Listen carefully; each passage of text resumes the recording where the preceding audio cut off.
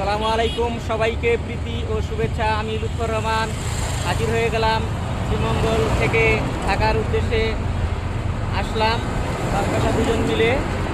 তো বর্তমানে উত্তরা নর্থ টাওয়ারের ওভারব্রিজ সংলগ্নে দাঁড়িয়ে আছি। তো আজকে বাচ্চাটা মিলে ঘুরবো, আপনাদের দেখাবো এই Uttara north tower shopping complex.